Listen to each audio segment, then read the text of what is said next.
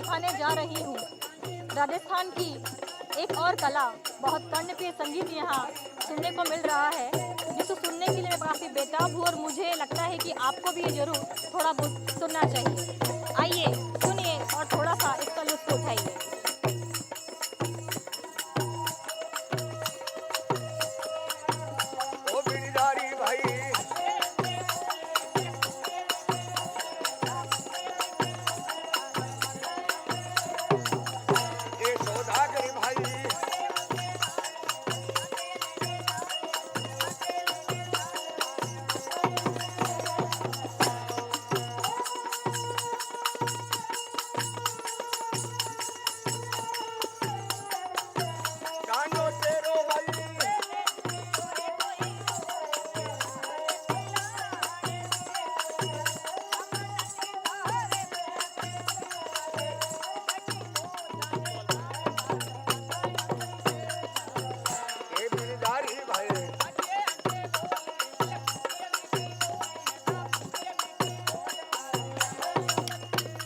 मैं आपसे जानना चाहूंगी कि आपका नाम क्या है?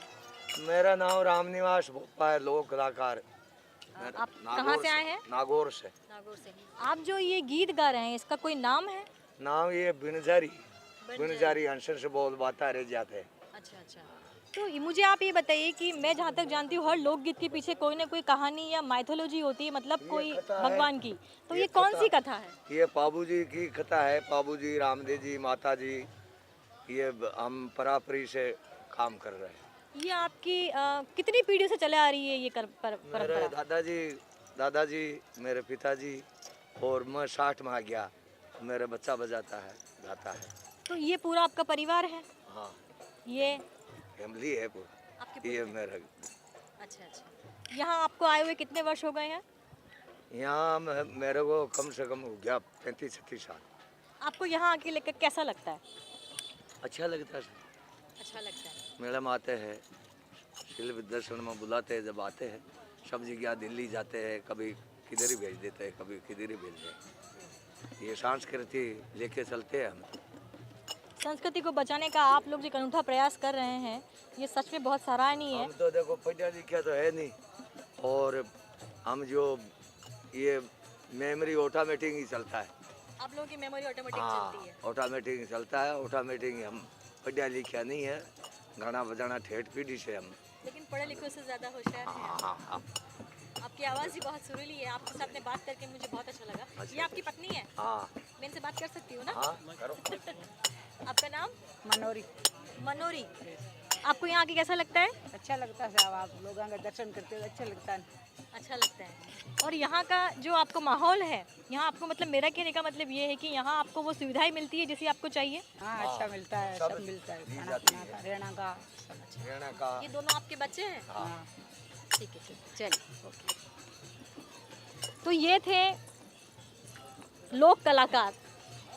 अब मैं आपको ले चलती हूँ हमारे राजस्थान में जो घर बनाए जाते हैं वो किस प्रकार से बनाए जाते हैं। तो आप देखिए कि मिट्टी के घर हैं, और वैसे तो लोग जानते ही हैं मिट्टी और गोबर को मिलाकर ये घर बनाए जाते हैं। आप इनकी कलाकारी देखिए कि किस प्रकार से छत बनाई गई है। घास और तिनकों के द्वारा, रस्सियों के द्वारा इन्हें बांधा गया है। और इनकी कलाकारी कुछ इस प्रकार से होती है कि चाहे बारिश आए, चाहे आंधी आए, तूफान है, ये इसी प्रकार बने रहते हैं। आपने इनके ऊपर चित्रकारी देखी होगी। ये चित्रकारी भी गांव की महिलाओं द्वारा ही बनाई जाती है। और कितना सुंदर यहाँ का माहौल है। अब हम यहाँ के कुछ लोगों से बात करना चाहेंगे कि वो जब यहाँ आते हैं तो उन्हें यहाँ कैसा लगता है। तो हम कुछ पर्यटकों से इस बारे में बात करेंगे। मेरा नाम सौरभ है। आप कहाँ से हैं? मैं राजसमंद से हूँ। आप राजसमंद से यहाँ आए हैं? कितने वर्षों से आप यहाँ आ रहे हैं? लगभग 3 वर्षों से आ रहा हूँ। कैसा लगता है आपको यहाँ आके? और बहुत ही अच्छा है। और यहाँ पे स्पेशली हम लोगों को जो गांव की सभ्यता है, जो मेवाड़ी संगीत है और जो विविधता है मेवाड़ की, वो दिखने को मिलती है। और इस बार का जो मेला है इसमें काफ़ी यूनिक चीज़ें और ऐड की गई हैं। तो पिछली बार से काफ़ी अच्छा है और काफ़ी अलग अलग चीज़ें देखने को मिलेंगी लोगों को इस बार। आपने यहाँ इस बार स्पेशल यूनिक क्या देखा है इस मेले में? एक तो आर्ट और क्राफ्ट जो है उसमें कुछ यूनिक डिजाइन जो थी पिछली बार थोड़ा कम थी, इस बार ज़्यादा है। जी।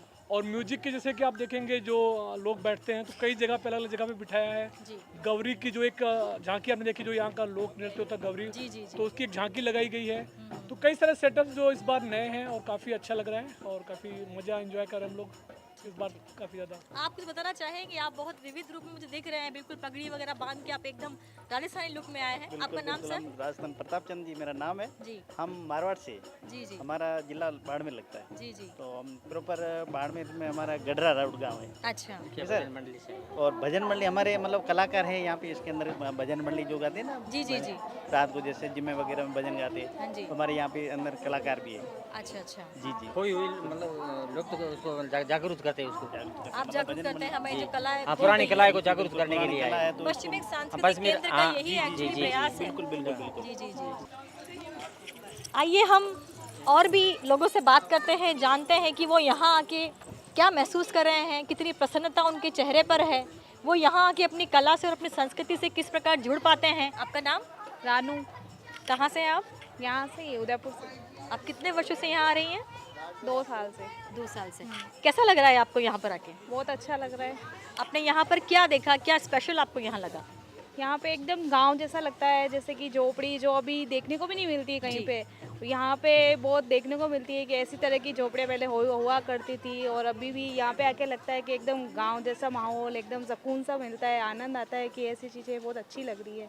जी, हमारे कल्चर ने तो फिर भी ये चीज़ें देखी, हमारे बच्चों को देखने के लिए हमें ऐसी जगहों पर आना आवश्यक है। तो ये दोनों बच्चे आप ही के हैं ना? हाँ तो आप इनको इन सब चीज़ों के बारे में बता पाती हैं? हाँ, बता पाते हैं ना, हम बताते हैं इनको कि ऐसी झोपड़ी होनी पड़ती, ऐसी घासें होती थी और ऐसे माहौल में हम रहा भी करते थे। जी अब तो बच्चे रहते भी नहीं है, बाहर खेलते भी नहीं है। खेलते भी नहीं, और मिट्टी तो है भी नहीं कि चलो मिट्टी से हम बना के खेले भी। यहाँ के ये तो दिखता है कि हाँ, ये ऐसी मिट्टी भी हुआ करती थी, ऐसे घर भी हुआ करते थे। बहुत अच्छा लगता है। जैसा कि आपने देखा कि यहाँ पर लोग ज़मीन से जुड़कर जो चीज़ें यहाँ देखने को मिलती हैं उससे उन्हें प्रसन्नता मिलती है। चाहे आप डिजिटल के दौर में कितने भी ज़्यादा एडवांस हो जाएं, लेकिन ज़मीन से जुड़ के जो सुकून मिलता है वो बहुत अलग है। तो आइए एक और इंसान से बात करते हैं। नमस्ते, नमस्ते सर। नरेंद्र डूंगरवाल उदयपुर से। जी बेटे को साथ में लाया हूँ। जी इसको जो संस्कृति जो है गांव की, उससे रुझान कराना है। जो दादी का मकान इसको कभी ले जाता हूँ तो इसको लगता है कि भाई हाँ, अपन गांव में आए हैं, और वही चीज़ यहाँ दिखाने लाया हूँ, ताकि इसको आगे का भविष्य ध्यान रखे कि किस तरह से प्राचीन में रहते थे और किस परेशानी में रहते थे, अब किस तरह से अपने को सुविधा मिल रही है। जी जी कभी सुविधा नहीं मिले तो उस तरह से अपन जीवन यापन करने में भी मतलब राहत महसूस करें, उसके लिए प्रति अपन किसी प्रकार की तकलीफ या दूसरे को दोष नहीं दे। जी अभी बच्चे ने पूछा इसके जो घर बना हुआ है, कच्चा मकान बना हुआ है, इसका गेट नीचे कम क्यों है हाइट? जी आदमी के हाइट तो 6 फीट होती है, हाँ तो जी। गेट का कम। तो मैंने इसको ये बोला कि ये नम्रता सिखाता है, विनयता सिखाता है कि किसी का सत्कार करो, झुक के करो, ताकि झुकना सिखाता है, आदर भाव सिखाता है। और ये चीज़ इसको अभी मैंने सिखाई थी। जो पास वाला में दिख रहा है आपको, ये 4 फीट का गेट है, जबकि हाइट आदमी की, इंसान की 6 फीट लगभग रहती है। तो मैं भी झुक के गया, इसको भी झुक के ले गया, तो इसको अच्छा लगा और मेरे को भी अच्छा लगा, और ये बार बार आना चाहेगा यहाँ पे। जी जी जी। आपने जो बातें बताई ये बहुत ही महत्वपूर्ण है। ये आपने सच कहा कि हमारा जो पुराना शिल्प था या कला या संस्कृति थी, उसके साथ में हमें काफ़ी सारी सामाजिक और प्रशासनिक तरह की इकाइयों में हमें काफ़ी कुछ सीख दी गई है। हमारी पुरानी व्यवस्था ही कुछ इस प्रकार की थी। आपने सही कहा, हमारे बारी काफ़ी छोटी है, गेट छोटा है, उसकी वजह ये है कि झुक के नम्रता से आगे बढ़ना चाहिए। हमारे आजकल के बच्चों को ये सीख अगर इस तरह की संस्कृति दे पाती तो शिल्पग्राम उत्सव मनाने का जो मनोयोग है वो बिल्कुल सही और पौण्यपूर्ण होता है। धन्यवाद सर। तो चलिए चलते हैं, इन झोपड़ियों को थोड़ा ज़रा करीब से देखा जाए। तो आइए आप मेरे साथ में, मैं आपको ये झोपड़ियाँ थोड़ा करीब से दिखाती हूँ। आप ज़रा सिर झुका के नीचे आइएगा नम्रता से। जैसा कि अभी हमारे एक वक्ता ने कहा ही था कि हमारे इन झोपड़ियों की दरवाज़ों को छोटा इसलिए बनाया जाता था ताकि आप झुक के अंदर आएँ और आपकी ज़िंदगी में भी उतनी ही नम्रता बनी रहे। आप देखिए ये दीवारें सब मिट्टी से बनी हुई हैं। मिट्टी और गोबर को मिलाकर जिस तरह का मिश्रण तैयार किया जाता है उससे बनी हुई हैं। चूना से इन्हें रंगा गया है। इन लकड़ियों को आप देखिए, इन छतों को आप देखिए, घास फूस और तिनकों से इन छतों को इस प्रकार बनाया गया है कि इनसे एक पानी की बूंद भी न टपके, ठंड और गर्मी सबसे बचाव हो। आप देखिए पुराने ज़माने का एक चरखा जिसके ऊपर सूत काट कर शायद कपड़ा बनाया जाता था, इस प्रकार आप देखिए कि हमारी पुरानी विरासत कितनी समृद्ध रही होगी, जिसको देखते देखते आज हम बड़े हुए हैं। हमारे आने वाली जनरेशन इस चीज़ को कितना देख पाएगी ये हम नहीं जानते, लेकिन जिस प्रकार शिल्पग्राम उत्सव में इस चीज़ को सहोज के रखा गया है, हमारी जनरेशन इस चीज़ को आगे देख पाएगी, मुझे इस बात की पूरी उम्मीद है। आइए देखिए, मेरे साथ आप आगे आइए। देखिए यहाँ बड़े बड़े मिट्टी के मटके रखे हुए हैं, ज़रूर इनमें या तो पानी, छाछ, घी ऐसा ही कुछ प्रयोग किया जाता रहा होगा। आजकल के समय में आपको इस प्रकार के इतने बड़े बड़े बर्तन मिलना शायद मुश्किल ही होगा, किंतु पश्चिमी संस्कृति कला केंद्र ने इन्हें सहेज के रखा है और आपको, हमारी जनरेशन को, आगे वाली जनरेशन को ये चीज़ दिखाई जा सकती है कि हमारी प्राचीन कला कितनी समृद्ध थी। इसी प्रकार मैं आपको एक और झोपड़ी में ले चलती हूँ, शायद हो सकता है अंदर अंधेरा हो और इसमें तो कुछ ज़्यादा ही झुक के घुसना पड़ेगा।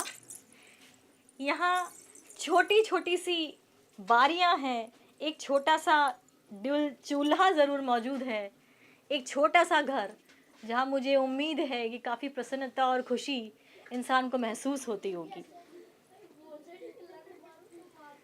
चलिए देखिए, एक छोटा सा लालटेन, बहुत पुराना सा लालटेन है यहाँ पर, जो रोशनी के लिए काफ़ी होता होगा। अब हम निकलते हैं यहाँ से, काफ़ी अंधेरा है।